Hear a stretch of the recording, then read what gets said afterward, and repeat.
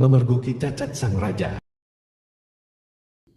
Iskandar Dzulkarnain yang agung dari Makedonia adalah raja yang gagah perkasa dan keras wataknya. Ia paling benci kepada sifat-sifat pengecut, tapi ia juga suka bertimbang rasa jika melihat kejujuran yang bersih. Rakyat tidak ada yang tahu bahwa raja mempunyai rahasia yang tak boleh diketahui siapapun, kecuali permaisurinya. Sebab rahasia itu akan membuat cacat jika diketahui orang lain, yaitu bahwa kepalanya ditumbuhi sepasang tanduk seperti sapi. Itulah sebabnya julukannya adalah Dzulkarnain, artinya yang punya dua tanduk. Pada suatu hari, ketika sedang berburu di hutan terpencil, Raja Iskandar terpisah dari para punggawanya. Dan memang ia sengaja mencari tempat sepi karena rambutnya gatal dan ia ingin membuka mahkotanya. Agar tidak diketahui bahwa kepalanya bertanduk, maka ia menghindar sendirian tanpa pengawal. Pada waktu ia sudah membuka mahkotanya dan sedang asik menggaruk kepala yang gatal, seorang pencari kayu lewat di situ dan memergoki rajanya tanpa mahkota. Tukang kayu itu terbelalak kaget melihat raja yang gagah itu seperti sapi dengan sepasang tanduk di kepalanya. Tukang kayu itu sampai terpekik heran. Raja tersadar dari keasikannya. Alangkah terperanjat dan marahnya raja melihat ada tukang kayu sedang memandangi tanduk di kepalanya. Segera tukang kayu itu diperintahkan menghadap. Dengan wajah garang raja menghardik, "Apa yang kamu lihat?" Saya melihat tuanku bertanduk," jawab tukang kayu itu ketakutan. Ia sudah tahu hukuman apa yang bakal ditimpakan atas dirinya, tapi ia tak mau berbohong untuk mengatakan tidak melihat tanduk di kepala raja, sebab ia selalu jujur dalam hidupnya, betapapun pahit akibat kejujuran itu. Berarti engkau telah mengetahui cacat rajamu. Hanya engkau yang tahu. Para menteriku juga tidak. Jika engkau kubiarkan hidup, pasti cacatku ini akan tersebar kemana-mana. Jadi terpaksa engkau harus pancung sekarang juga, agar yang kau lihat tadi terbawa lenyap ke liang kubur. Ampun tuanku, hamba tidak sengaja, ratap si tukang kayu, teringat akan nasib anak-anaknya yang masih kecil-kecil. Mereka bakal terlunta-lunta jika ia mati. Itu bukan urusanku.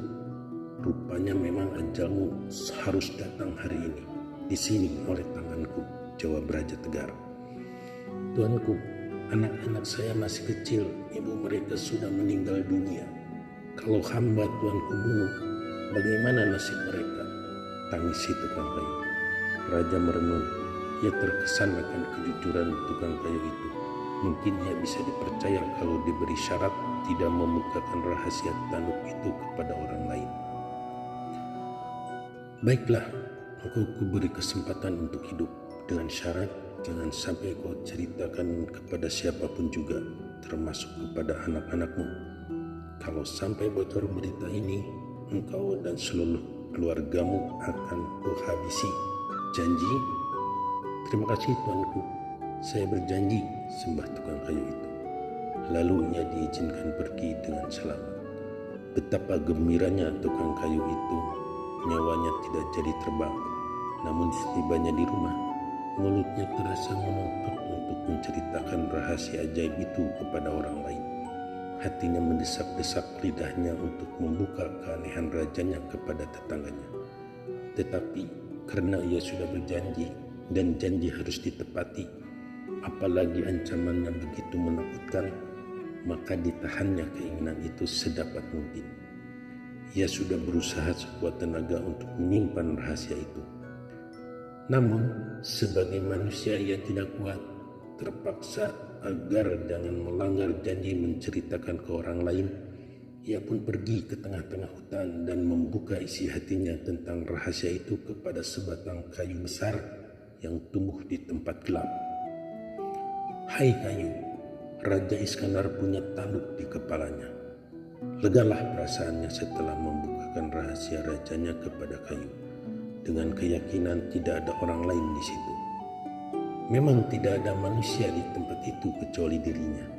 Akan tetapi ada seekor burung beo di ranting pohon, dan burung beo itu menirukan ucapan si tukang kayu persis sekali. Lalu burung tersebut terbang ke pasar di kota raja. Di sana ia mengulang-ulang ucapan si tukang kayu. "Hai kayu, Raja Iskandar punya tanduk di kepalanya." Maka gegerlah penduduk yang mendengar ucapan burung beo itu. Berita tersebar kemana-mana bahwa raja punya tanduk di kepalanya. Murkalah raja, siapa lagi biang keladinya kalau bukan si tukang kayu? Lantas raja memerintahkan untuk menangkap tukang kayu durjana tersebut. Dibawa ke hadapannya sebagai pesakitan yang dirantai tangan dan kakinya. "Hai tukang kayu, engkau memang tidak tahu membalas budi. Engkau sudah berjanji tidak akan membuka catatku kepada siapapun juga. Malah sekarang seluruh rakyatku tahu bahwa aku punya tanduk. Untuk itu engkau dan anak-anakmu terpaksa dijatuhi hukuman mati." Dengan ketakutan, tukang kayu itu membantah, "Demi Allah Tuanku, saya tidak pernah menceritakan kepada seorang manusia dimanapun. Lalu, dari mana masyarakat tahu bahwa aku punya tanduk?" "Saya tidak mengerti Tuanku. Saya mengaku memang saya ingin bercerita, tetapi selalu saya tahan karena tidak kuat. Maka saya pergi ke tengah hutan rimba. Di tempat sepi yang tidak ada manusia, saya bercerita kepada sebatang pohon besar bahwa raja punya tanduk. Kebetulan waktu itu hanya ada seekor burung beo yang bertengger di ranting. Saya baru menyadarinya setelah saya selesai bercerita kepada kayu itu." "Apakah barangkali burung beo itu yang punya ulah Tuanku?" Raja selaku orang pemimpin yang bijaksana walaupun keras sifat dan wataknya ingin tahu apakah orang ini tidak berdusta. Ditanyakan kepada sebagian masyarakat yang mendengar berita itu, dari mana mereka tahu cacat raja. Ternyata betul, memang dari seekor burung beo yang terbang ke sana kemari sambil mengoceh. "Hai kayu, Raja Iskandar punya tanduk di kepalanya." Lantaran terbukti tukang kayu itu jujur dan raja suka kepada kejujuran, maka tukang kayu itu dibebaskan dari segala hukuman, malah diangkat menjadi pegawai kerajaan yang dipercaya. Ajal manusia. Akibat hutangnya membengkak dan tidak dapat membayar, seorang lelaki muda nekat hendak membunuh diri. Ia memilih tempat yang sepi dan membuat simpul tali pada sebatang ranting pohon nangka, lalu memasukkan lehernya ke dalam jeratan dan menendang batu yang dipakainya untuk pijakan kaki. Begitu tubuhnya tergantung, ternyata ranting itu patah, tidak kuat menahan berat badannya. Ia jatuh ke tanah persis di atas tumpukan kotoran kerbau.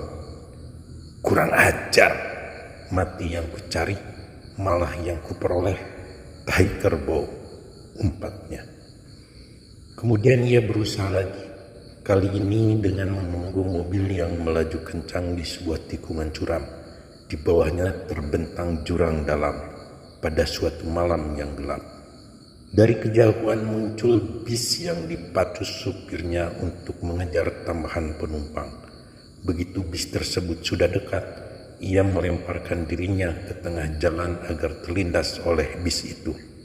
Apa hendak dikata, sopirnya bermata was.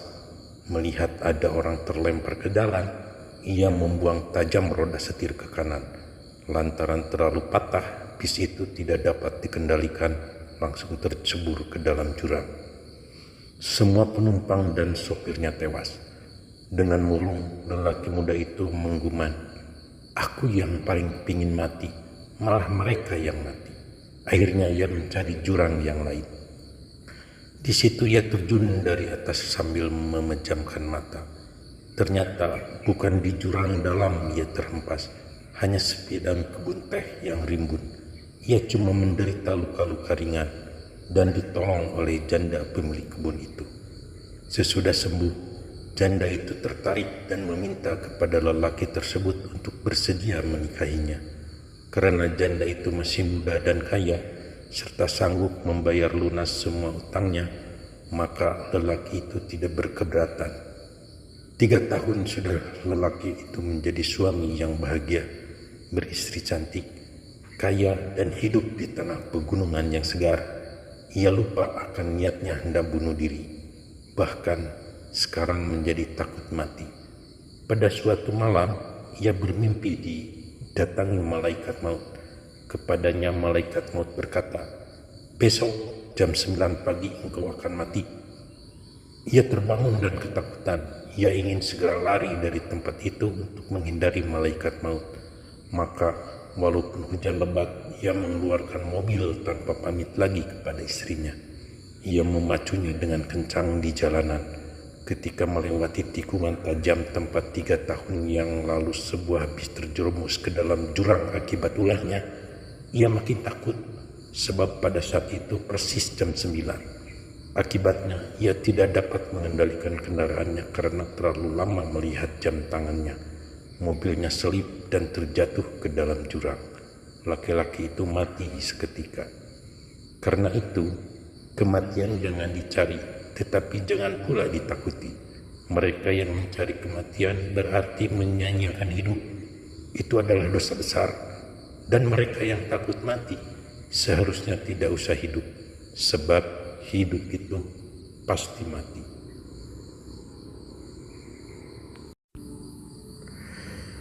Di antara orang-orang yang mendengarkan khutbah Nabi Isa alaihissalam, terdapat 3 orang pria kumal yang dengan lancang berkata, "Bagi kami, hai anak Maryam, surga di akhirat sana tidak penting dan hidup kami bisa tentram serta bahagia tanpa agama.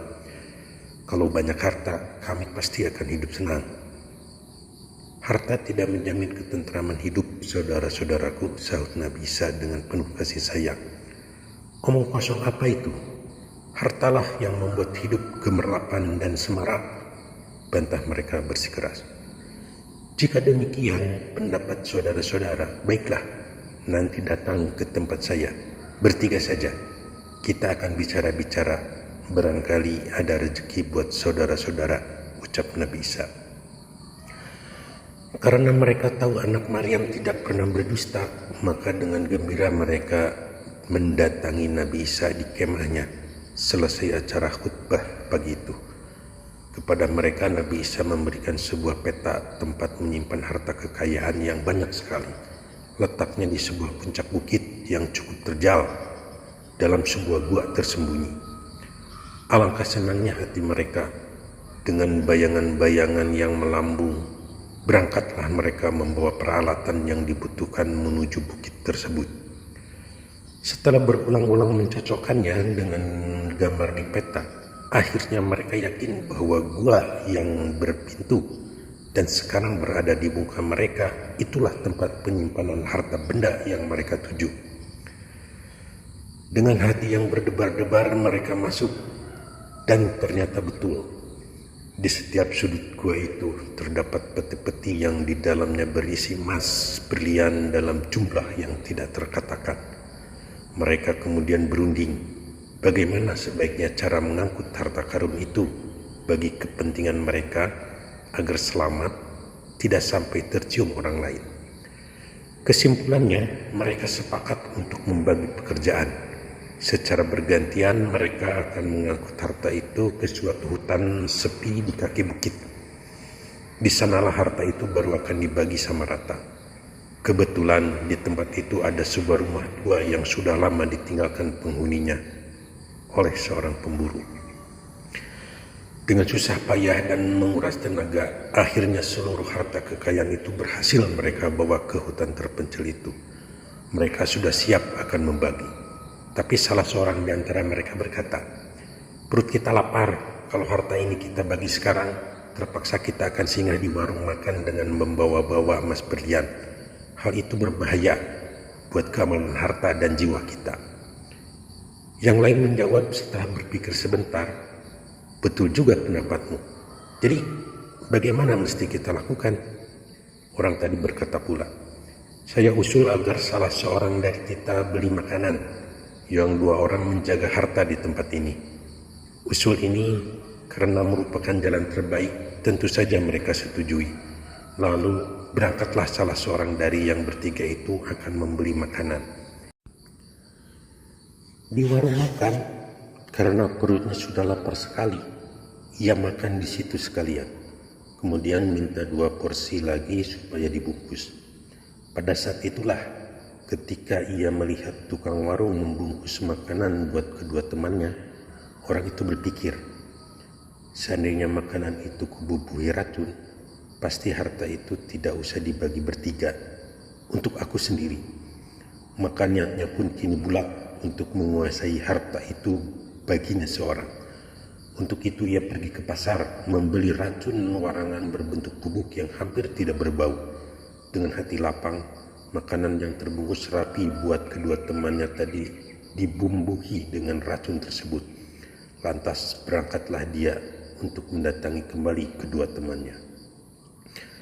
Sementara itu, kedua temannya, begitu ia tadi berangkat menuju ke desa, terlibat dalam rencana yang menguntungkan. Benar juga katamu, kata salah seorang dari mereka. Jika ia masih segar bugar, harta ini terpaksa dibagi bertiga. Satu-satunya cara biar harta ini hanya untuk berdua, teman kita itu harus dilenyapkan. Itulah maksud saya, sambut yang pertama. Caranya bagaimana? Sebelum dia tiba, kita siapkan linggis di tangan kita masing-masing, dan kita bersembunyi di balik pintu. Begitu ia menongolkan kepalanya dari luar, langsung saja kita gebuk dia dengan linggis. Masakan tidak mampus. Hahaha, gampang sekali, gelak mereka berdua. Dari jauh mereka sudah melihat teman yang satu itu tengah berjalan mendaki tanjakan yang menuju ke hutan, ke tempat mereka bersembunyi. Cepat-cepat kedua orang itu bersembunyi di balik pintu, siap dengan linggis seorang satu. Detik demi detik berlalu, terdengar langkah kaki mendekati pintu, dan pada waktu kepala teman mereka muncul ke dalam, 2 linggis yang disediakan oleh kedua orang itu berulang kali menimpanya sehingga tanpa ampun lagi tewaslah kawan tersebut. Dengan gembira mereka menyeret mayat orang itu dan membuangnya ke dalam sebuah sumur tua di belakang rumah. Lalu dengan sukacita dan lahap sekali mereka memakan 2 bungkus makanan yang dibeli oleh temannya tadi. Baru saja beberapa suap mereka telah masuk ke dalam perut. Napas mereka menjadi sesak, tenggorokan seperti dibakar, busa berbuih-buih mengalir dari mulut mereka. Dan setelah kejang-kejang dengan derita yang hebat, akhirnya kedua orang itu pun mati menyusul temannya yang mereka bunuh. Di dalam rumah tua itu masih teronggok harta karun yang mereka kejar.